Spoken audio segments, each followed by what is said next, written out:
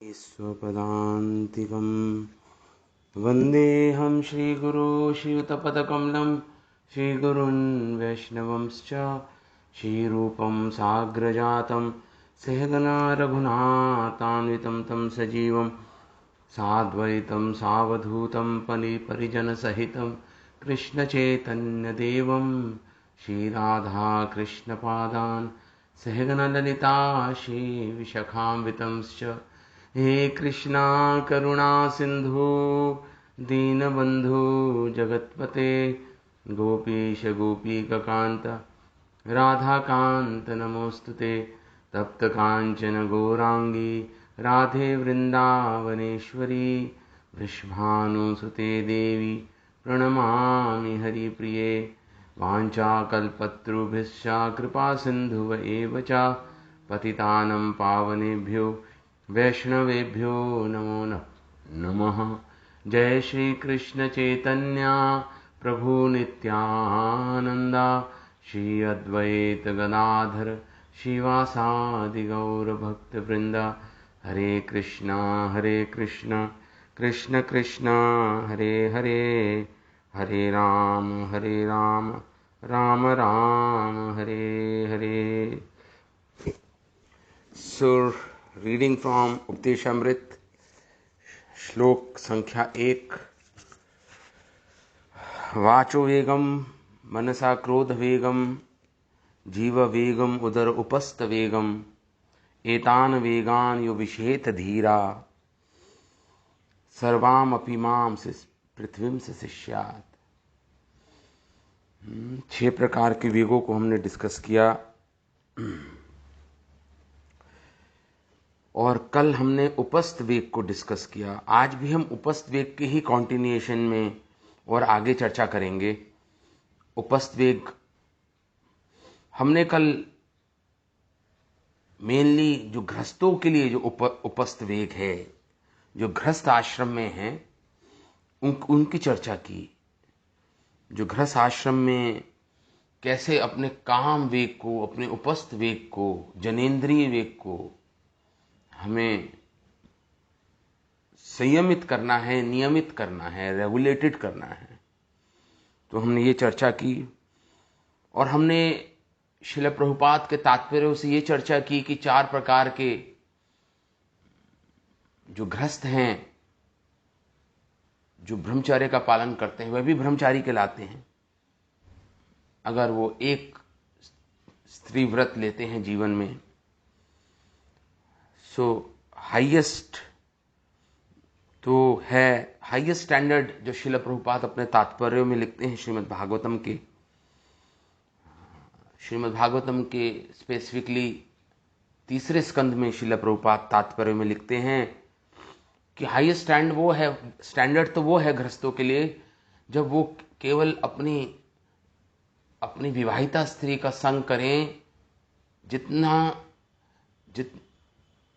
केवल संतान उत्पत्ति के लिए अपने विवाहिता स्त्री का संग करें। ये तो हाईएस्ट है।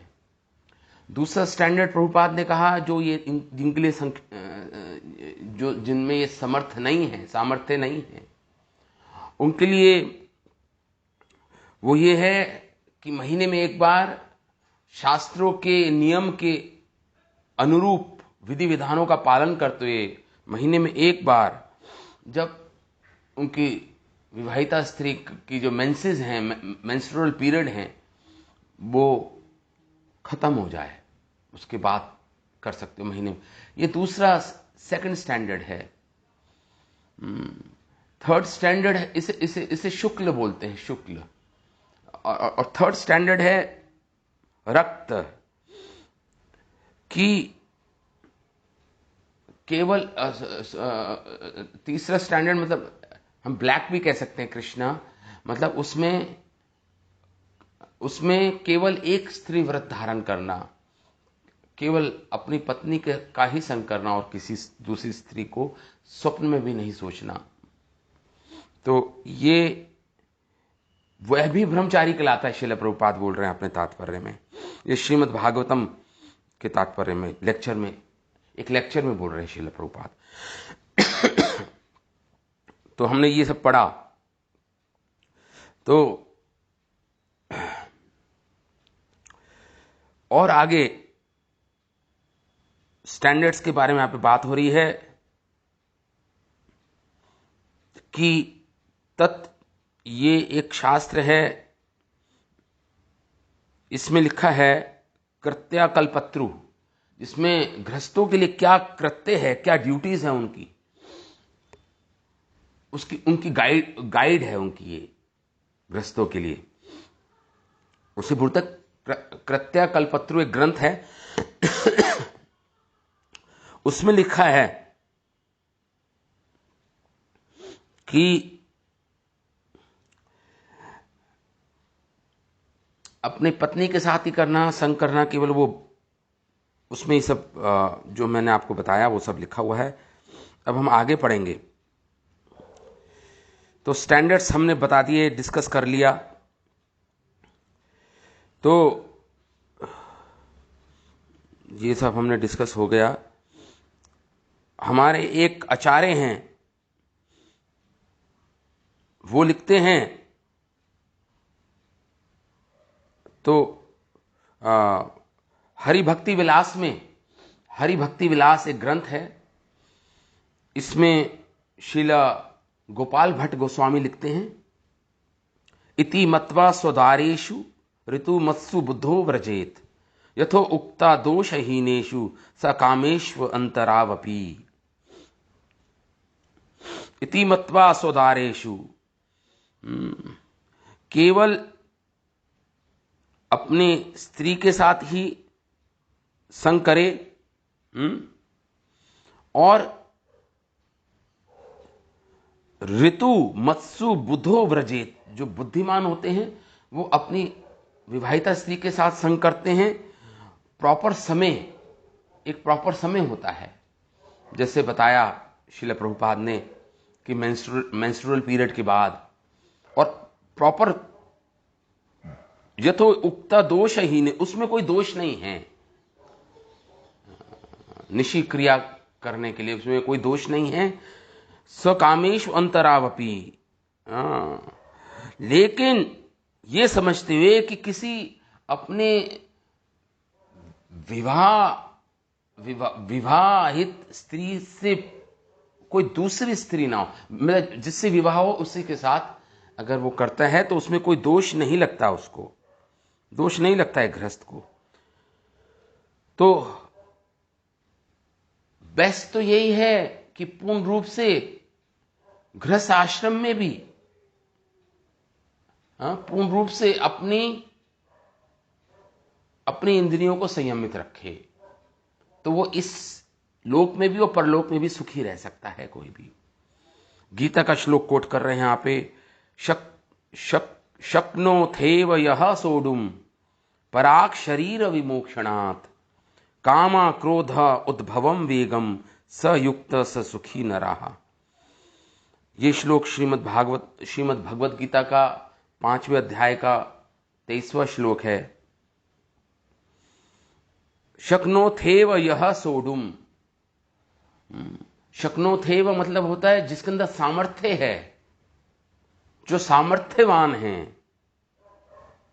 इस शरीर में जो है, जब हम सामर्थ्य है हमारे अंदर, क्या यह सोडुम, जो सहन कर लेता है, जो सामर्थ्यवान है, इन काम और क्रोध के वेगों को जो सहन कर सकता है, इस काम वासना के वेग को, काम वेग को, और जो क्रोध के वेग को जो सहन कर सकता है, सोडुम पराक शरीर विमोक्षणा, इस शरीर को छोड़ने से पहले, इस शरीर को बदलने से पहले, इसी शरीर में अगर वो काम और क्रोध के वेगों को सहन कर लेता है, इतने सामर्थ्यवान हो जाता है, वो इतनी सामर्थ्य है उसमें सहन करने की। काम क्रोध उद्भवम वेगम, काम और क्रोध के वेग को जो सहन कर लेता है, स युक्त स सुखी नराः, वो इस लोक में भी और परलोक में भी सुखी रह सकता है। ये भगवान कृष्ण गीता में 5वें अध्याय के 23वें श्लोक में बोल रहे हैं ऐसा।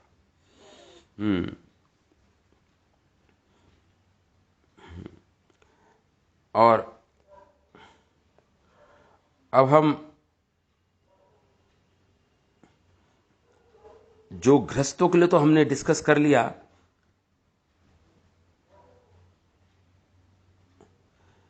तो और स्टैंडर्ड्स क्या हैं? देखिए यहां पे लिखा है कि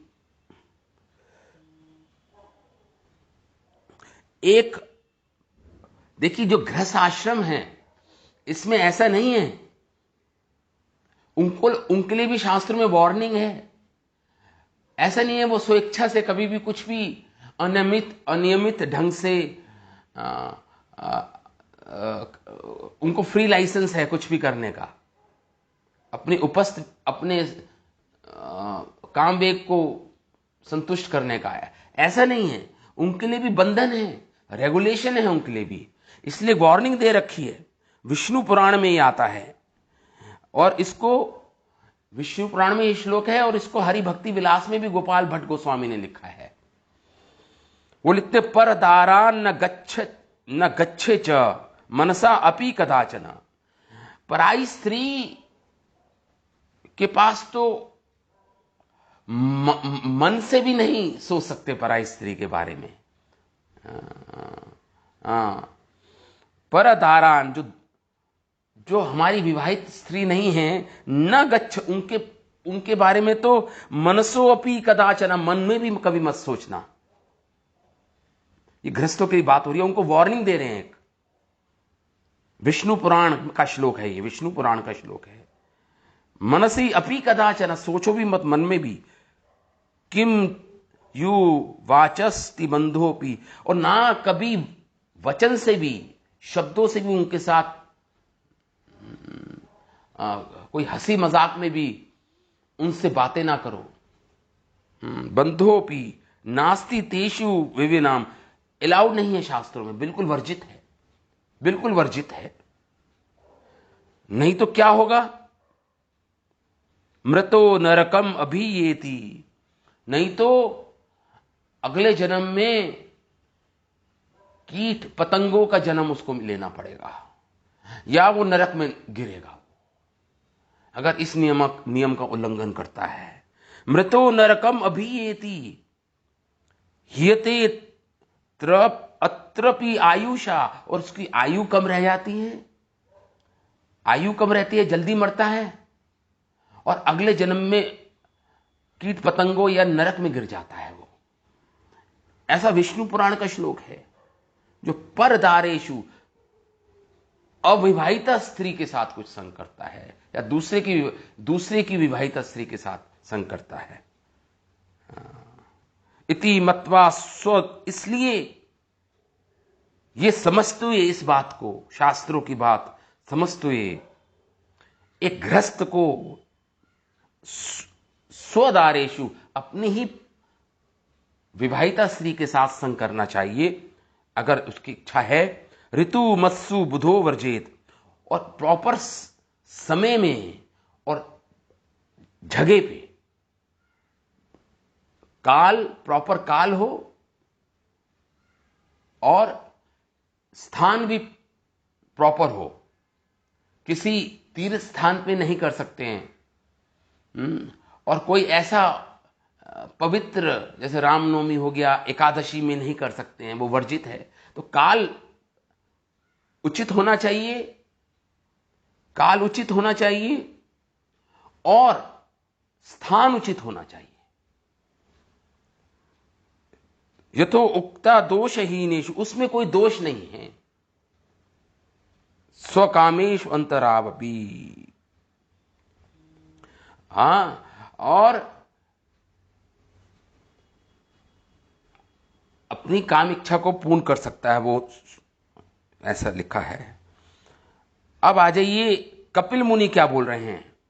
अब तो ये तो गृहस्थों के बारे में हो गया। अब जो ब्रह्मचारी आश्रम में हैं, जो 3 हैं जिनको वर्जित है, पूर्ण रूप से शास्त्र वर्जित करते हैं, वो 3 आश्रम हैं। एक तो ब्रह्मचारी आश्रम, ब्रह्मचारी, एक वानप्रस्थी और एक सन्यासी। उनके लिए पूर्ण रूप से वर्जित है किसी भी स्त्री का संग करना, किसी भी स्त्री का संग करना उनके लिए पूर्ण वर्जित है, जो ब्रह्मचारी आश्रम में है। जो वानप्रस्थ आश्रम में हैं और जो सन्यास आश्रम में हैं, उनके लिए पूर्ण रूप से वर्जित है। उनके लिए क्या बोल रहे हैं कपिल देव मुनि, श्रीमद् भागवतम का श्लोक है ये। संगम न कुर्यात, उनको वो कभी संग नहीं कर सकते। न कुर्यात परम दासु जातु योगस्य पारम परम आरुरुक्षः, जो योग में, जो अपनी साधना में बढ़ गए हैं, जो ब्रह्मचर्य का पालन कर रहे हैं, वानप्रस्थ आश्रम का पालन कर रहे हैं, सन्यास का धर्म का पालन कर रहे हैं, जो अपने योग साधना में या अपनी भक्ति साधना में आरुक्ष हो गए हैं, बढ़ गए हैं, उन्नत हो गए हैं, मत सेवया, मेरी सेवा करके, उनको मेरी सेवा करनी चाहिए। यहां पे भगवान कपिल देव कह रहे हैं मत सेवया प्रतिलभात्मा लाभो, और अपने आत्मा में ही संतुष्ट होना चाहिए, मेरी सेवा में ही उनको संतुष्ट होना चाहिए। यह समझना चाहिए कि यही उनका परमार्थ है, यही उनका परम लाभ है, कि भगवान की सेवा में संलग्न होना चाहिए उनको। वदंती य निर्या द्वारमस्या, और उनके लिए किसी भी स्त्री का संग करना, यहां पे ब्रह्मचार्य आश्रम की बात हो रही है, वानप्रस्थ आश्रम की बात हो रही है और सन्यासियों की बात हो रही है। वदंती य निर्या, अगर वो किसी स्त्री का संग करते हैं तो निर्या द्वारमस्या, निर्या मतलब नरक का द्वार है स्त्रियों के लिए। उनके लिए एक सुंदर स्त्री अगर उससे आकर्षित हो रहे हैं, वो नरक का द्वार है। वो मतलब जानबूझ के विष पान करना है, उनकी साधना में बहुत बड़ी बाधा है। वो संगम न कुर्यात, इसलिए वो संग नहीं कर सकता, संग नहीं कर सकता। जो योग में बढ़ गए हैं या योग में बढ़ना चाहते हैं, उच्चतम अवस्था तक पहुंचना चाहते हैं, आध्यात्मिक जीवन की उच्चतम अवस्था तक पहुंचना चाहते हैं, उनके लिए किसी भी आकर्षक सुंदर स्त्री का संग करना नहीं करना चाहिए, जो शास्त्रों में जो निहित है। नहीं तो नरक का द्वार उनके लिए खुला हुआ है अगर वो इस नियम का पालन नहीं करते। उनके लिए बहुत बड़ी वार्निंग, मतलब कपिल देव मुनि कह रहे हैं श्रीमद् भागवतम में। तो आज हम ब्रह्मचारी आश्रम के बारे में बात करेंगे, क्योंकि ब्रह्मचारी, वानप्रस्थ और सन्यास आश्रम में ब्रह्मचारी सबसे मैक्सिमम है। आप मंदिरों में भी देखेंगे या इधर उधर भी देखेंगे तो ब्रह्मचारी सबसे ज्यादा हैं, वानप्रस्थी उनसे कम है और सन्यासी तो उनसे भी कम है। तो मुख्य ब्रह्मचारी। अब श्रीमद् भागवतम में ब्रह्मचारी आश्रम के बारे में जो बोला है, ब्रह्मचारी आश्रम जो है, कौन है वो ब्रह्मचारी? 7वें स्कंद में श्रीमद् भागवतम में दे रखा है। ब्रह्मचारी वो है जो ब्रह्मचारी है, वो उसको गुरुकुल में रहना चाहिए। देखिए ये नियम है ब्रह्मचारी के लिए, उसको गुरुकुल में रहना चाहिए। एक ब्रह्मचारी को अपने गुरु के आश्रम में रहना चाहिए, पहला नियम। दूसरा नियम ब्रह्मचारी के लिए क्या है? उसको प्रतिदिन शास्त्रों का अध्ययन, स्वाध्याय करना चाहिए, वेदों का, पुराणों का, उपनिषदों का प्रतिदिन उसका नियम होना चाहिए। शास्त्रों का अध्ययन करे प्रतिदिन, ये दूसरा नियम है ब्रह्मचारी के लिए। तीसरा नियम है उसको बहुत सुंदर कपड़े नहीं पहन सकता वो। उसको तो घास फूस से बनी या ऐसे कपड़े पहनना चाहिए जो कमर में बांध ले, ताकि वो सीधा नहीं लेट सकता ब्रह्मचारी, उसको करवट करके लेटना पड़ेगा। ऐसे कपड़े पहनने पड़ेंगे उसको। और वो अपने बाल नहीं भा सकता, उसके बाल में जटाएं होनी चाहिए, मैटेड हेयर्स होने चाहिए उसके। और उसके हाथ में कमंडल होना चाहिए ब्रह्मचारी के हाथ में, और एक डंडा होना चाहिए जैसे पलाश का बना हुआ हो। और वो फूलों की माला नहीं पहन सकता, चंदन नहीं लगा सकता अपने शरीर पर वो। और उसको प्रतिदिन नियमित रूप से जो वेदांग हैं, षट वेदांग जिसे बोलते हैं, वेदों के 6 अंगों का अध्ययन करना होगा। कौन कौन से 6 अंग हैं वेदों के? व्याकरण, ग्रामर, शिक्षा, कल्प, ज्योतिष, निरुक्त और छंद, ये 6 वेदों के वेदांग बोलते हैं, इनको षड वेदांग बोलते हैं। ये 6 वेदों के अंग हैं, इसको प्रतिदिन इनका अध्ययन, इनका स्वाध्याय करना चाहिए। वो स्टूडेंट है ना, एक ब्रह्मचारी तो एक स्टूडेंट है जीवन भर के लिए, तो उसको गुरुकुल में रहना चाहिए, उसको कपड़े अच्छे नहीं पहनने चाहिए, उसको खाल से बना या पत्तों से बने कपड़े पहनने चाहिए। वो अपने बाल नहीं भा सकता, वो अपने आप को शीशे में नहीं देख सकता, वो अपने दांतों को नहीं देख सकता, वो फूलों की माला नहीं पहन सकता, वो इत्र नहीं लगा सकता, वो उसको प्रतिदिन गुरु की सेवा में रहना पड़ेगा। ब्रह्मचारी आश्रम में दूसरे ब्रह्मचारियों के साथ रहना होगा। उसको व्याकरण, शिक्षा, कल्प, निरुक्त, ज्योतिष और छंद, ये 6 वेदांग, जो 6 अंग हैं वेदों के, उनका नित्य प्रतिदिन पाठ पठन करना होगा। अब ये कितने ब्रह्मचारियों के लिए संभव है? प्रश्न ये उठता है। ये संभव, ये जो श्रीमद् भागवतम में ये दे रखा है, ये ब्रह्मचारियों के नियम होने चाहिए, लेकिन संभव नहीं। तो इसलिए अब जो आजकल के ब्रह्मचारी हैं, जो मॉडर्न डे ब्रह्मचारी हैं, या इस्कॉन में भी आप देखो, जो ब्रह्मचारी जो मंदिरों में रहते हैं, या वो ब्रह्मचारी जो घर में रहते हैं, जो घर पे रहते हैं, उनका क्या है? उनको तो शहरों में रहना पड़ता है। उस शहरों में कई स्त्रियां हैं, कई स्त्री लंपट पुरुष हैं जिनका संग करना पड़ता है उनको। वो जॉब करते हैं या बिजनेस करते हैं, जो भी करते हैं, और उनको समय नहीं मिलता वेदों को पढ़ने का। डायरेक्टली फ्रॉम गुरु उनको ये उपलब्ध नहीं, गुरु उपलब्ध नहीं है, क्योंकि गुरु तो प्रचार में लगे हुए हैं, उनको गुरु तो उपलब्ध नहीं है। अकेले ही पढ़ना पड़ेगा शास्त्र को, गुरु के मार्गदर्शन में, गुरु से नहीं पढ़ सकते वो। और वो मेखल के कपड़े नहीं पहन सकते, वो जो पत्तों के कपड़े हैं। और वो अपने बाल को भी बनाना ही पड़ेगा अगर उनको समाज में रहना है। वो ब्रह्मचारियों को की बात हो रही है यहां पे। और फूलों की माला भी पहननी पड़ती है उनको, इत्र भी लगाना पड़ता है। और उनको ये भी उपलब्ध नहीं है कि वो वेदों के जो 6 अंग हैं जो मैंने बताया, शिक्षा, निरुक्त, व्याकरण, शिक्षा, निरुक्त, छंद, ज्योतिष, ये पढ़ने के लिए उनके पास स्थान नहीं है। कहाँ किससे पढ़ें? टीचर नहीं मिलते समाज में इनको पढ़ाने के लिए, या इनका पठन करने के लिए टीचर नहीं है समाज में। आजकल के जमाने की बात हो रही है। ब्रह्मचारी बेचारा, और एक ब्रह्मचारी को तो फिर कमरे में रहे, और एक कमरे में अकेला रहता है ब्रह्मचारी, और उसके पास मोबाइल है, उसके पास कंप्यूटर है कमरे में। तो कितनी भयानक स्थिति है ब्रह्मचारी की, कितने चांसेस है उसके पतन होने के ब्रह्मचारी के, आज के जमाने के ब्रह्मचारी के, मॉडर्न डे ब्रह्मचारी जिसे बोलते हैं। अकेला कमरे में रहना, वो भी मोबाइल और कंप्यूटर के साथ, गुरु की उपस्थिति नहीं है, अकेला उसको संघर्ष करना है, अकेला उसको पढ़ना है। तो कितना संभव होगा ऐसे ब्रह्मचारी रहना उसको? तो अत्यंत कठिन हो गया है एक्चुअली। तो जब ब्रह्मचारी बात करते हैं, हमें तो युक्त वैराग्य का पालन करना चाहिए। युक्त वैराग्य जो रूप गोस्वामी लिख रहे हैं, उपदेशामृत में अभी आएगा वो श्लोक आगे।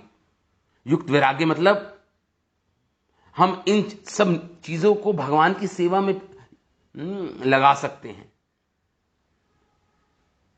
लेकिन संभव नहीं है। इस वातावरण में, इस काल में संभव नहीं है अपने ब्रह्मचार्य का व्रत का पालन करना, अपने काम वेग को रोकना, अपने उपस्थ वेगों को रोकना बहुत ही कठिन है। तो युक्त वैराग्य के नाम से हम ये नहीं कह सकते कि नहीं ठीक है, इस अवस्था में हमें करना है। तो इसलिए बहुत ही कठिन है अपने काम वेग को संयमित करना। इस वातावरण की बात हो रही है मॉडर्न डे ब्रह्मचारी के लिए। नहीं तो गुरुकुल में रहे, गुरु के अंडर रहे, ब्रह्मचारियों के साथ रहे, अध्ययन करे शास्त्रों का, कम खाए कम सोए, कृष्ण चर्चा हो।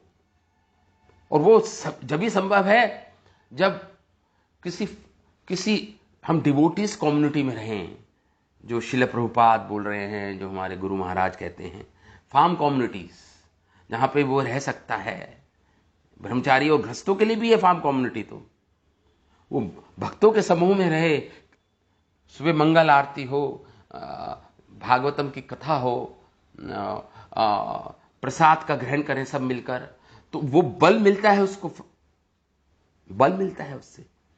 तो वो अपना ब्रह्मचारी अपना ब्रह्मचार्य पालन कर पाएगा। एक गृहस्थ जो गृहस्थ ब्रह्मचारी है, जिसे बोलते हैं गृहस्थ ब्रह्मचारी, वो भी ठीक रूप से अपना नियमों का पालन कर पाएगा। देखिए, इसे प्रभुपाद ने बोला है, वो गृहस्थ है लेकिन वो ब्रह्मचारी कहलाएगा अगर वो नियमों का पालन करेगा। वो भी ब्रह्मचारी है लेकिन गृहस्थ आश्रम में है, लेकिन ब्रह्मचारी है। वो भी ब्रह्मचारी है अगर वो जो नियम दे रखे हैं गृहस्थ आश्रम के उसको ठीक ढंग से पालन करता है, वो भी ब्रह्मचारी है। तो रूप गोस्वामी लिख रहे हैं अपने पद्यावली ग्रंथ में। रूप गोस्वामी कह रहे हैं, कषायन न च भोजनादि। किसी भी आयुर्वेदिक दवाई खा के आप अपने काम वेग को कंट्रोल नहीं कर सकते हो। कषाय पी के मैं अपने काम वेग को कंट्रोल कर लूंगा, किसी आयुर्वेदिक दवाइयां खा के नहीं संभव।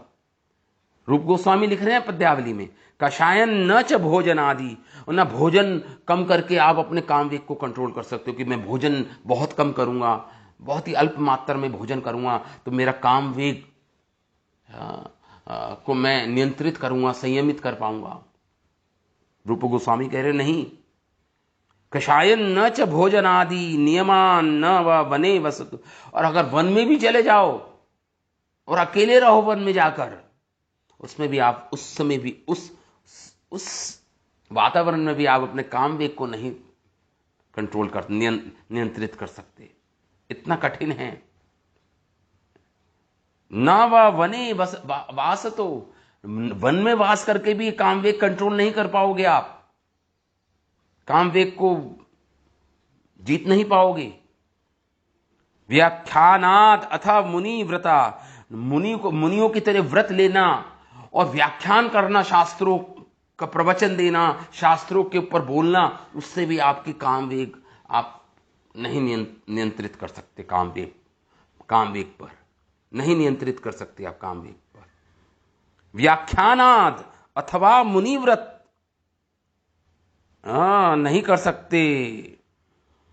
भरत चित्तो उद्भवा शीयते, ये चित्त में ये काम वेग उठेगा। फिर भी चित्त उद्भव, चित्त में आपके मन में ये इसका उद्गम होगा, इस काम वेग का। इन चीजों से आप काम वेग को नहीं रोक सकते, नहीं रोक सकते। रूप गोस्वामी लिख रहे हैं इसमें पद्यावली में अपने ग्रंथ में। इसलिए देखिए, महाभारत में भगवत गीता आती है ना, महाभारत का अंश है। ऐसी महाभारत में काम गीता और भी गीता हैं, एक है काम गीता। काम गीता है महाभारत में, उसमें कामदेव क्या बोल रहा है, देखो कामदेव क्या बोलता है उस गीता में। काम गीता है वो, उसमें कामदेव कहता है, ना हम शक्यो अनुपाये ना। अरे मुझसे कोई नहीं बचा, कामदेव कहता है। कामदेव बड़े अहंकार के साथ बोल रहा है उस काम गीता में। ना हम शक्यो, कोई सहन नहीं कर सकता मेरे वेग को। काम देवता बोल रहे हैं ये, कामदेव। अनुपायना, कोई भी उपाय से नहीं मुझे रोका जा सकता। हंतुम भूतेन केनचित, मेरा कोई हनन नहीं कर सकता, मुझे कोई मार नहीं सकता, ऐसा कामदेव बोल रहा है।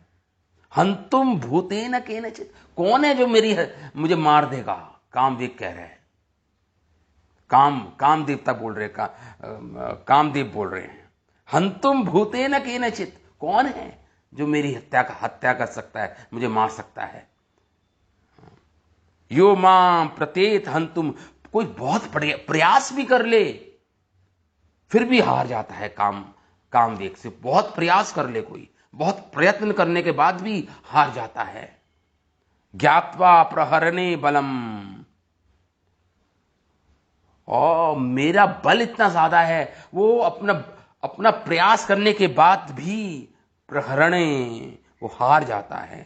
तस्या तस्मिन प्रहरणे पुनः प्रादुर्भवामि अहम। और वो सोचता है मैं जप करके काम वासना को कंट्रोल कर लूंगा, काम वेग को कंट्रोल, जप करूंगा ज्यादा।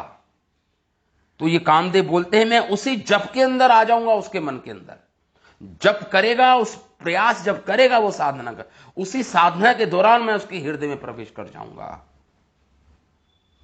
और उसको प्रादुर्भवमि अहम, मैं प्रादुर्भाव उसके हृदय में प्रकट हो जाऊंगा और उसको हरा दूंगा। उसके दृढ़ संकल्प को, उसकी साधना से उसको गिरा दूंगा, उसके दृढ़ संकल्प को हरा दूंगा मैं। ये कामदेव बोल रहे हैं, काम गीता में, महाभारत में आती है। इतना ज्यादा बल है इस कामदेव में। महाभारत में आता है ये। तो एक जो ब्रह्मचारी है बेचारा, जो ब्रह्मचारी आश्रम में भी रह रहा है, सपोज कोई ब्रह्मचारी आश्रम में रह रहा है, कोई ब्रह्मचारी आश्रम में रह रहा है मंदिर में, लेकिन उसके पास भी तो मोबाइल होता है, कंप्यूटर दिया जाता है उसको भी, उसके पास कोई धन नहीं हो। देखिए उसकी परेशानी देखिए, एक ब्रह्मचारी जो ब्रह्मचारी आश्रम में रह रहा है, जैसे कोई इस्कॉन के ब्रह्मचारी आश्रम में ब्रह्मचारी रह रहे हैं, कोई फाइनेंशियल सपोर्ट नहीं है उसको, और कभी कभी दूसरे ब्रह्मचारी उसके प्रति रोष उत्पन्न करते हैं, क्रोधित होते हैं, उनको दूसरे ब्रह्मचारियों की बात माननी पड़ती है, सीनियर ब्रह्मचारियों की, और उसके संबंध अच्छे नहीं है दूसरे ब्रह्मचारियों से, और वो ब्रह्मचारी आश्रम में रहकर भी हो सकता है अकेलापन महसूस कर रहा हो, अकेलापन, लोनलीनेस महसूस करे वो शायद। और उसके पास भी तो इंद्रियां हैं, इंद्रियां उसको विचलित करती है, चाहे वो ब्रह्मचारी आश्रम में क्यों ना रह रहा हो, उसके पास भी इंद्रियां हैं। वो इंद्रियां उसको चलायमान करती है, चंचल बनाती हैं उसके मन को।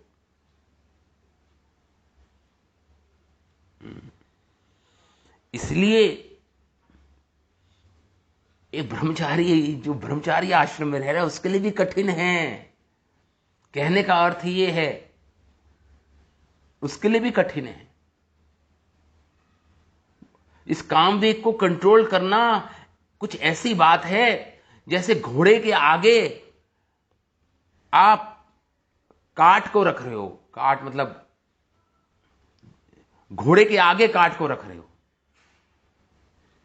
घोड़े के पीछे होनी चाहिए ना काठ, तो घोड़े के आगे काठ कैसे रखोगे तो कैसे चलेगा, कैसे कंट्रोल कर पाएगा? इतना कठिन है कामवेग को संयमित करना। तो गीता क्या कहते हैं? गीता कहती है ये दूसरे अध्याय के का 59 श्लोक है। विषया विनिर्वर्तन्ते निहारस्य देहिना रसवर्जम रसोऽपि यस्य परम दृष्ट्वा निवर्तते। इसमें कहते हैं एक ब्रह्मचारी आश्रम में रह के इंद्रिय विषयों से दूर रह सकता है, विषया विनिर्वर्तन्ते, दूर रह सकता है विषयों से, ठीक है, लेकिन निहारस्य देहिना, लेकिन उसके मन में अभी भी इच्छा रह जाती है, भोग करने की इच्छा रहती है उसके मन में। आपने विषयों से उसे दूर कर दिया, लेकिन मन मन में तो इच्छा रहती है उसकी। मन में तो इच्छा रह जाती है, उसको भोग करने की इच्छा रहती है। रसवर्जम रसोप्यस्य, आपने रस से तो वर्जित कर दिया, लेकिन जब तक उसको आध्यात्मिक रस प्राप्त नहीं होगा, जब तक उससे ये भौतिक रस नहीं छोड़ पाएगा। वो केवल आर्टिफिशियली उसको विषयों से दूर करने से काम नहीं बनेगा। गीता का ये श्लोक कहता है, कृत्रिम ढंग से, आर्टिफिशियल ढंग से उसको विषयों से दूर करने से काम नहीं बनेगा। लेकिन क्योंकि उसके मन में तो इच्छा रह जाएगी, जैसे ही मौका मिलेगा वो फिर भोग में लग जाएगा। तो इसलिए अगर उसके मन से ये भोग की इच्छा हटानी है या इन वेगों को संयमित करना है, तो उसको हायर टेस्ट देना होगा, उसको ऊंचा रस की प्राप्ति करानी होगी। जब वो आध्यात्मिक रस प्राप्त करेगा, कृष्ण भक्ति का रस प्राप्त करेगा, तो स्वतः इस भौतिक संसार का रस उससे छूट सकता है। वही एकमात्र उपाय है, और कोई उपाय नहीं है, और कोई उपाय नहीं है।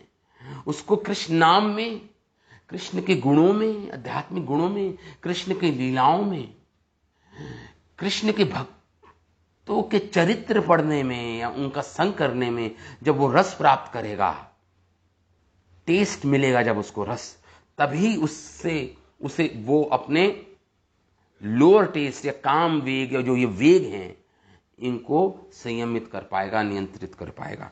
नहीं तो असंभव है। परम दृष्ट्वा निवर्तते, परम दृष्ट्वा निवर्तते। तो क्वेश्चन ये है कि पहले उसको वैराग्य उत्पन्न होगा और वो कंट्रोल करेगा अपनी इंद्रियों को, और फिर उसको रस प्राप्त होगा? ऐसा नहीं है,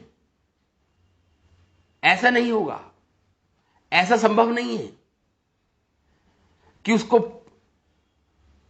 परम दृष्ट्वा निवर्तते, उसको हाई टेस्ट नहीं मिल रहा, उसको आध्यात्मिक रस, कृष्ण रस नहीं मिल रहा, और वो छोड़ दे कि केवल मैं वैराग्य का पालन करूंगा। नहीं, संभव नहीं है ये।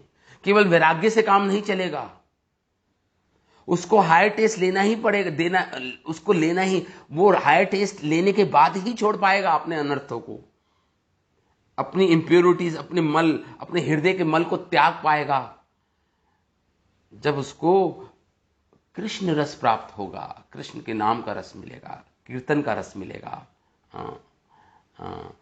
तो जब ही वो छोड़ पाएगा, नहीं तो संभव नहीं है उसके लिए कि पहले वो वैराग्य का पालन करे, ज्ञान और वैराग्य का पालन करे, ज्ञान ले, वैराग्य करे, और उसके बाद उसको काम वेग या उपस्थ वेग को संयमित कर पाएगा। नहीं संभव कि वैराग्य का पालन करूंगा मैं, घोर वैरागी बनूंगा मैं। हार जाएगा वो। उसको अपने आप को कृष्ण सेवा में लगाएगा जब, और कृष्ण के नाम में रस लेगा, उनके नाम, गुण, लीला, उनके रूप में, उनकी रूप माधुरी, उनकी वेणु माधुरी, उनकी लीला माधुरी में जब वो आस्वादन करेगा भगवान कृष्ण की रूप माधुरी, लीला माधुरी, वेणु माधुरी, तो तब उससे उसके ये रस छूटेंगे। इस भौतिक संसार के रस जब छोड़ पाएगा वो। हाँ, तो जैसे मैंने कहा, अगर वो कोई कहे कि नहीं, मैं तो ज्ञान और वैराग्य का पालन करके अपने आप को, अपने इन वेगों को जीत लूंगा, मैं इस उपस्थ वेग, इस काम वेग को जीत लूंगा, केवल ज्ञान और वैराग्य का पालन करूंगा, जैसे बड़े बड़े ज्ञानी और योगी पालन करते हैं, वैसा बनूंगा मैं, तो उनके लिए रूप गोस्वामी क्या बोल रहे हैं?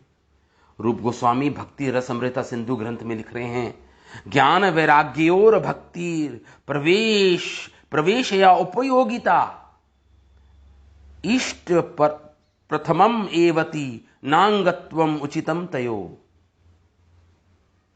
क्या कि ज्ञान और वैराग्य का अगर कोई पालन करता है, साधक ज्ञान लेता है, आध्यात्मिक ज्ञान और वैराग्य का पालन करता है, वो भक्ति में प्रवेश करने के लिए थोड़ा सा उपयोगी हो सकता है, ठीक है, हो सकता है। भक्ति में प्रवेश करने के लिए प्रवेश उपयोगिता, उसकी उपयोगिता हो सकती है, कुछ हेल्प करेगा वो ज्ञान और वैराग्य भक्ति में प्रवेश करने के लिए कुछ हेल्प करेगा। इष्ट प्रथमम एवेति नांगत्वम उचितम तयो, लेकिन ये भक्ति का अंग नहीं है, ये अपने आप में भक्ति नहीं है। ज्ञान और वैराग्य उसकी मदद कर सकता है भक्ति में थोड़ा सा प्रवेश करने की, लेकिन अपने आप में 64 जो अंग बताए हैं भक्ति के, उसमें ये ज्ञान और वैराग्य का पालन करना अंग है ही नहीं, भक्ति का ही अंग नहीं है ये। लेकिन इसकी उपयोगिता है, नकार नहीं सकते इस बात को कि ज्ञान, आध्यात्मिक ज्ञान और वैराग्य पालन करने से भक्ति में सहायता मिलती है आपको, इस बात को हम नकार नहीं सकते। लेकिन ये कहना कि ज्ञान वैराग्य से ही भक्ति उत्पन्न होगी, नहीं, क्योंकि भक्ति का अंग है ही नहीं ये। ज्ञान और वैराग्य भक्ति के 64 अंगों में ये 2 अंग नहीं है, कहीं मेंशन नहीं है, कहीं के बारे में नहीं देखा। निम्नलिखित जो अंग हैं 64 अंग भक्ति में, उसमें ज्ञान वैराग्य आता ही नहीं है। लेकिन हां, उपयोगिता है भक्ति में प्रवेश करने के लिए, शुरू में उपयोगिता है, बाद में ज्ञान वैराग्य का कोई उपयोगिता नहीं है। बाद में तो जो उसको भक्ति में जो रस मिलता है, मैंने बताया जो कृष्ण की भक्ति में जो उसको रस प्राप्त होता है, वही उससे ही वो आगे बढ़ता है, ज्ञान वैराग्य से आगे नहीं बढ़ पाता। वो सूटेबल नहीं है फिर ज्ञान वैराग्य उसकी भक्ति में उन्नति करने के लिए। इनका बहुत ज्यादा रोल नहीं है, बहुत ज्यादा इनकी उपयोगिता नहीं है आगे जाकर भक्ति में। शुरू में बिगिनिंग में जब वो भक्ति लेता है, उस समय उपयोगिता हो सकती है ज्ञान वैराग्य की। ये रूप गोस्वामी लिख रहे हैं भक्ति रसामृत सिंधु में। हाँ, क्या लिख रहे हैं इस श्लोक पे? ज्ञान वैराग्य और भक्ति प्रवेश उपयोगिता इष्ट प्रथमम एवेति नांगत्वम उचितम तयो। जो ये भक्ति रसामृत सिंधु ग्रंथ का श्लोक है, इसमें यही कह रहे हैं कि शुरू में उपयोगिता है, बाद में कोई उपयोगिता नहीं रहती भक्ति में। एक बार प्रवेश कर जाता है भक्ति में, जब कृष्ण की सेवा में संलग्न हो जाता है, तो फिर ज्ञान वैराग्य की बहुत ज्यादा उपयोगिता नहीं रहती। वो तो फिर वासुदेव भगवती भक्ति योग नियोजिता, ज्ञान वैराग्य तो अपने आप उत्पन्न होता है उसके अंदर, अलग से अनुशीलन करने की उसको कोई आवश्यकता नहीं है। जब वो भगवान वासुदेव की भक्ति में जब संलग्न हो जाता है कृष्ण की भक्ति में, तो ज्ञान वैराग्य तो उसके बाय प्रोडक्ट हैं, उसके भक्ति के दोनों पुत्र हैं। ज्ञान वैराग्य तो अपने आप आ जाते हैं उसके जीवन में, वो अपने आप उसका पालन करना शुरू कर देता है। ज्ञान वैराग्य तो स्वतः उत्पन्न हो जाते हैं उस एक भक्त के जीवन में, उसको अलग से ज्ञान और वैराग्य पालन करने की आवश्यकता नहीं रहती है, आवश्यकता नहीं रहती है उसको, भक्ति से ही उत्पन्न हो जाते हैं। जीव गोस्वामी, इसी जो रूप गोस्वामी ने भक्ति रसामृत सिंधु में जो श्लोक लिखा है, इसमें अपनी कमेंट्री देते हैं, अपना भाष्य देते हैं जीव गोस्वामी। जीव गोस्वामी कहते हैं, भक्ति प्रविष्टस्य वैराग्यम चित्त कठिनिया हेतुतया हेयत्व उक्तम। लेकिन कभी कभी अगर मान लो कोई ज्ञान वैराग्य का अलग से पालन करे, तो ये उसको रिस्क होता है उस साधक को कि उसका हृदय कठोर हो जाता है। बहुत ज्यादा वैराग्य और ज्ञान का पालन करने से उसका हृदय कठोर हो जाता है और भक्ति के लिए अनुपयुक्त हो जाता है। ऐसा हृदय जो पत्थर की तरह कठोर हो गया हो ज्ञान और वैराग्य का पालन करके, तो जो भक्ति में जो आगे बढ़ेगा, जब वो भक्ति में जब प्रवेश करेगा, तो उसके लिए उसको कई बाधाएं आएंगी, क्योंकि उसका हृदय, भक्ति के लिए तो हृदय सॉफ्ट चाहिए। सॉफ्ट क्या बोलेंगे, उसको एक ऐसा हृदय होना चाहिए जो कोमल हो, भक्ति के लिए वो हृदय चाहिए। लेकिन ज्ञान वैराग्य पालन करके उसका हृदय अगर पत्थर जैसा, साधना कर करके उसका हृदय पत्थर जैसा हो गया हो, पाषाण जैसा हो गया, उसका हृदय हो जाता है ज्ञान वैराग्य, केवल ज्ञान वैराग्य का पालन करने से। यहां पे मैं बात कर रहा हूं, जो केवल ज्ञान वैराग्य का पालन करता है, कठोरता से अपनी इंद्रियों को कंट्रोल करने में लगा रहता है, अष्टांग योगी बन जाता है, बड़े बड़ा योगी बन जाता है, यम नियमों का पालन करता है, यम नियम, आसन, प्रत्याहारा, प्राणायाम और इन धारणा, ध्यान, समाधि, इनका आचरण, इनका इन अंगों का पालन करता है, लेकिन भक्ति नहीं करता, तो उसका तो अगर भक्ति में जब वो किसी भक्त से मिलता है, प्रवेश करने में बहुत उसको कठिनाई आएगी, क्योंकि भक्ति के लिए कोमल हृदय चाहिए। और लेकिन ये ज्ञान, और केवल ज्ञान और वैराग्य का अनुशीलन करने से उसका हृदय पाषाण की तरह हो जाता है।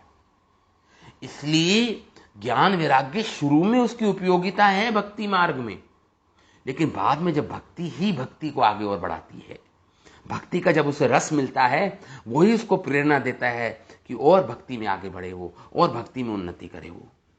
और जब वो भक्ति में और उन्नति करता रहता है, जैसे जैसे प्रकार, जिस प्रकार से भगवान की माधुर्य का आस्वादन करता है, उनके नाम का, उनके गुण का, उनकी लीलाओं का, तो उसका हृदय और पिघलता रहता है, उसका हृदय और कोमल हो जाता है प्रेम के कारण। और उस समय ज्ञान वैराग्य अपने आप उत्पन्न हो जाते हैं, अपने आप स्वतः, अलग से उसको उसका अनुशीलन, उसको प्रैक्टिस करने की जरूरत नहीं है ज्ञान वैराग्य की। ये बोल रहे हैं यहाँ पे जीव गोस्वामी अपनी कमेंट्री में लिख रहे हैं। क्या कठिनिया हेतुतया, उसका हृदय और कठिन और कठोर हो जाता है उसका हृदय, जो अलग से ज्ञान वैराग्य की प्रैक्टिस करता है। इसलिए केवल ज्ञान वैराग्य की प्रैक्टिस करने से आप अपने काम वेग को, अपने उपस्थ वेग को नहीं संयमित, नियंत्रित कर पाओगे। आपको कृष्ण सेवा में संलग्न रहना पड़ेगा, कृष्ण सेवा में लगना होगा, उससे आपका काम वेग संयमित हो पाएगा, नियंत्रित हो पाएगा। यहां पे यही बात आ रही है। इसलिए नरोत्तम दास ठाकुर अपने गीत में लिख रहे हैं, नरोत्तम दास ठाकुर लिख रहे हैं, साधना स्मरण लीला इहाते न करहिला, काये मने कोरिया सुसार। साधना स्मरण लीला, इसलिए हमें सतत राधा कृष्ण की लीलाओं का स्मरण करना चाहिए। सॉल्यूशन ये है। एडवांस चाहते हो, काम वेग को, उपस्थ वेग को कंट्रोल करना चाहते हो, तो ज्ञान वैराग्य से नहीं, हमने समझ लिया काम नहीं बनेगा हमारा। तो इसके लिए साधना स्मरण लीला, उसको साधना में राधा कृष्ण का सतत स्मरण करना पड़ेगा। यह ते न करहिला, और कभी भूले ना, राधा कृष्ण को कभी ना भूले, अपने हृदय में सतत नाम लेना होगा, सतत उनके गुणों को सुनना होगा, उनकी लीलाओं का श्रवण करना होगा। श्रवणम कीर्तनम विष्णु, स्मरणम पाद सेवनम, अर्चनम वंदनम दास्यम, साख्यम आत्मनिवेदनम। उसको सतत इन भक्ति के 9 अंगों का पालन करना पड़ेगा। काय मने कोरिया सुसार, और ऐसा स्मरण करते करते उसकी जो आध्यात्मिक शरीर है प्रकट होना शुरू हो जाएगा। उसका जो हमारा, जो हम सबका एक आध्यात्मिक जगत में एक आध्यात्मिक शरीर है, जो हमारा ओरिजिनल शरीर है, जो हमारा आध्यात्मिक शरीर है, जो हमारा सिद्ध शरीर है, सिद्ध अवस्था, वो काये मने कोरिया सुसार, काये मने, तो उसकी जो आध्यात्मिक शरीर है वो प्रकट होगा। उसको अपने इसी ध्येय में रहते हुए, साधना करते करते, स्मरण करते हुए राधा कृष्ण का, उसको अपने आध्यात्मिक देह को जागृत करना होगा। जो सुप्त है उसको, आध्यात्मिक आत्मा को, जो आत्मा के अंदर जो सुप्त कृष्ण प्रेम है, जो सोया हुआ है कृष्ण प्रेम है, उसको पुनः जागृत करना होगा। तब जाके उसका काम बनेगा, जब वो काम वेग को, उपस्थ वेग को कंट्रोल, नियंत्रित कर पाएगा, स्वतः हो जाएगा, उसके बिना प्रयास के ही स्वतः हो जाएगा। केवल कृष्ण भक्ति में, कृष्ण सेवा में संलग्न रहने से, राधा कृष्ण का स्मरण करने से, उसका जो आध्यात्मिक, जो उसके सुप्त कृष्ण प्रेम जब जागृत होगा, तो उसके साथ उसका जो आध्यात्मिक देह है या जो उसका सिद्ध देह है, भक्तों का जो सिद्ध देह है, जो सुप्त है, अभी सोया हुआ है, वो जागृत हो जाएगा। ये प्रेम भक्ति चंद्रिका में नरोत्तम दास ठाकुर इस गीत को लिख रहे हैं। और क्या लिख रहे हैं नरोत्तम दास ठाकुर? मनेरा स्मरण प्राण मधुर मधुर धाम, युगल विलास स्मृति सार, साधे साधन एई इहा बोई आर नाई, एई तत्वा सर्व तत्व सार। मनेरा स्मरण प्राण मधुर मधुर धामा, युगल विलास स्मृति सार, साध्य साधन एई इह बोई आर नाही, एई तत्व सर्व तत्व सार। नरोत्तम दास ठाकुर कहते हैं, इसलिए मन में एक साधक के मन में जब राधा कृष्ण का स्मरण करता है, वही उसके प्राण बन जाते हैं, वही लाइफ एंड सोल बन जाते हैं। मधुर मधुर धाम, वो वृंदावन का मधुर, जो मधुर मधुर उसके हृदय में जब वो स्मरण होता है राधा कृष्ण का वृंदावन धाम में, उसके हृदय में भगवान का धाम उदित हो जाता है। मधुर स्मरण होता है उसको राधा कृष्ण की लीलाओं का, उनके धाम का, उनके नामों का, उनके परिकरों का, उनके पार्षदों का। मधुर मधुर धाम, युगल विलास स्मृति सार, ये उसके जीवन का सार ही भगवान जुगल, जो राधा कृष्ण जो जुगल है, उनका स्मरण ही उसके जीवन का सार बन जाता है। और उसमें वो आनंद लेता है, उसमें उसको रस प्राप्ति होती है। साध्य साधन, उस अवस्था में साधना और साध्य एक ही हो जाता है, मीन्स एंड एंड एक ही हो जाता है। अब कोई अंतर नहीं रहता कि साधना, देखिए जनरली तो साधना करके आपको साध्य को प्राप्त करना होता है, मीन्स के द्वारा एंड तक पहुंचना होता है। लेकिन यहां पे तो अब साधना और साध्य एक ही हो गए। यहां पे तो भक्ति ही भक्ति का सार है, भक्ति ही है। इसलिए साधन और साध्य एक ही हो जाता है उसका। इहा बोरे आर नाही, और अब कोई साधना नहीं करता, कोई ज्ञान वैराग्य की प्रैक्टिस नहीं करता, स्वतः उसके जीवन में सारे दैविक गुण, सारा उसका जीवन ही प्रेममयी हो जाता है, उसका हृदय प्रेम में निमग्न हो जाता है, प्रेम से आवेशित हो जाता है राधा कृष्ण का स्मरण करके। एई तत्व सर्व तत्व सार, यही उसके जीवन का परम सत्य हो जाता है, यही परम सत्य उस जीवन में धारण करता है और कभी भगवान को नहीं भूलता। अब वो समझ जाता है कि यही जीवन का लक्ष्य है, इसी में मुझे अपने जीवन को अर्पित करना है, राधा कृष्ण की सेवा में ही अपने मन को नियोजित हो जाता है और फिर उसका आध्यात्मिक देह को प्राप्त होता है। उस आध्यात्मिक देह से फिर वो और सेवा करता है राधा कृष्ण की, तो सेवा का फल मिलता है, और सेवा, बड़ी सेवा, और सेवा जब करता है तो और बड़ी सेवा मिलती है। ऐसे वही सेवा में ही रहता है एक भक्त, एक राधा कृष्ण का भक्त। अलग से कोई इसको साधना नहीं करनी, कोई योग की प्रैक्टिस नहीं करनी, कोई तीर्थ नहीं करना, कोई उपवास नहीं करना, कोई भी और दूसरा साधना नहीं करनी। केवल राधा कृष्ण की भक्ति करने से ही स्वतः उसकी भक्ति में उन्नत रहता है और उस परम रस, उस कृष्ण रस में वो निमग्न हो जाता है और फिर उसके सारे वेग स्वतः पूर्ण रूप से नष्ट हो जाते हैं। तो इसलिए लास्ट 9-5 हो गए हैं। एक ऐसे लिखा था श्रील भक्ति सिद्धांता सरस्वती ठाकुर ने, एक ऐसे लिखा है। वत्सासुर एक असुर था जो कंस ने भेजा था।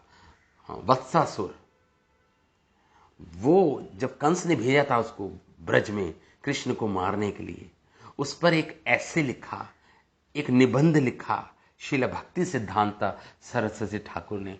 वो समय तो हो गया है, वो हम अगली क्लास में वो ऐसे पढ़ेंगे जो शिला भक्ति सिद्धांत सरस्वती ठाकुर ने लिखा है। तो आज हम यही विराम देते हैं। अगर पढ़ना है तो मैं उसको कंप्लीट कर सकता हूँ, नहीं तो फिर अगली क्लास में करेंगे। बताइए। हरे कृष्णा। प्रभु मंडे कर लीजिएगा। चलिए मंडे में जो ये भक्ति सिद्धांत श्री ठाकुर ने वत्सासुर को कैसे भगवान ने मारा, और वत्सासुर कौन है एक्चुअली, किसको रिप्रेजेंट करता है, किसका प्रतिनिधि है? ये काम वेग का प्रतिनिधि है वत्सासुर। ये उपस्थ वेग का प्रतिनिधि है ये वत्सासुर, जिसको भगवान ने जिसको मार डाला भगवान ने, कंस के द्वारा भेजा गया था ये वत्सासुर। ये वत्सासुर किसका प्रतिनिधि है? काम वेग का, उपस्थ वेग का, जिसको हम डिस्कस कर रहे हैं अभी। और किस प्रकार भगवान ने मारा इसको। हमारे जीवन में भी जब कृष्ण आ जाएंगे तो वत्सासुर का क्या कर देंगे? वध कर देंगे भगवान। कैसे करेंगे, क्या, वो बहुत सुंदर ऐसे लिखा शिला भक्ति सिद्धांत सरस्वती ठाकुर ने।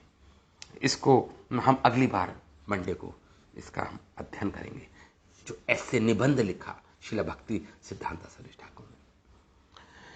ठीक है, आज हमने डिस्कस किया ब्रह्मचारियों के लिए, कल हमने डिस्कस किया था गृहस्थों के लिए, काम वेग कैसे काम वेग ग्रस्त कैसे कंट्रोल करना। आज हमने ब्रह्मचारी जो जन होते हैं, जो ब्रह्मचारी वानप्रस्थी सन्यासी जो होते हैं, वो अपने काम वेग को कैसे नियमित कर सकते हैं, संयमित कर सकते हैं, अपने जीवन को पूर्ण ब्रह्मचार्य का पालन कर सकते हैं।